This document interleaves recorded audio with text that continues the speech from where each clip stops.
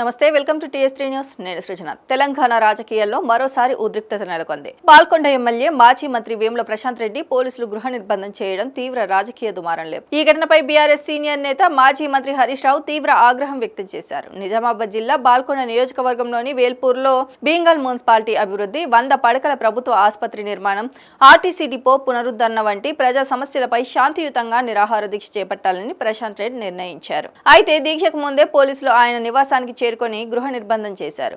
ఈ ఘటనపై సోషల్ మీడియాల వేదికగా ఎక్స్లో స్పందించిన హరీష్ రావు, ప్రజా సమస్యలపై ప్రభుత్వాన్ని ప్రశ్నించాలనుకున్న ప్రజా ప్రతినిధిని నిర్బంధించడం ప్రజాస్వామ్యానికి విరుద్ధమని విమర్శించారు.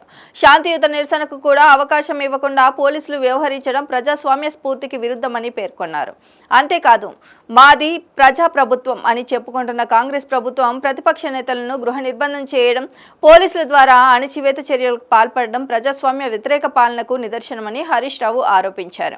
ప్రజా సమస్యలపై ప్రశ్నించే గొంతుకలను అణిచివేసే ప్రయత్నాలు ప్రభుత్వం వెంటనే నిలిపివేయాలని ఆయన డిమాండ్ చేశారు.